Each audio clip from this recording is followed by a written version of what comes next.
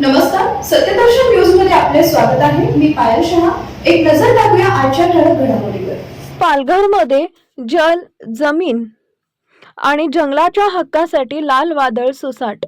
जल, जमीन आणि जंगल या मूलभूत आणि ज्वलंत प्रश्नांवर मार्क्सवादी कम्युनिस्ट पक्षाच्या नेतृत्वाखाली काढण्यात आलेल्या लॉंग मार्चचा आज दुसरा दिवस आहे. डहाणूतील चारोटी येथून निघालेलं हे लाल वादळ आज पालघर जिल्हाधिकारी कार्यालयावर धडकत आहे.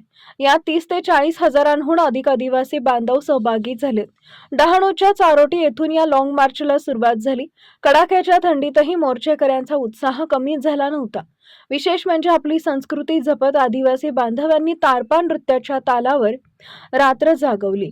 तिथं स्वयंपाक करून सर्वांच्या जेवणाची व्यवस्था करण्यात आली होती. या मोर्चामध्ये प्रामुख्याने 12 मागण्या मांडण्यात आल्या आहेत. यामध्ये वनपट्टे शेतकऱ्यांच्या नावावर करणे, जल, जमीन, जंगलाचे हक्क मिळवणे आणि विशेषतः अदानी समूहाकडून बसवण्यात येणाऱ्या स्मार्ट मीटरला असलेला तीव्र विरोध या प्रमुख मुद्द्यांचा समावेश आहे. या महामोर्चामुळे मुंबई अहमदाबाद महामार्गावरील वाहतुकीवर मोठा परिणाम झालाय.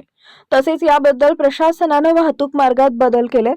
महाराष्ट्र गुजरात सीमेवरील अछाड इथं प्रशासनानं मराठी आणि हिंदी सोबतच गुजराती भाषेत सूचना फलक लावल्यानं स्थानिक स्तरावर नाराजी व्यक्त होत आहे. आज हा मोर्चा जिल्हाधिकारी कार्यालयावर पोहोचणार असून संपूर्ण जिल्ह्याचं लक्ष या आंदोलनाकडे लागलं आहे.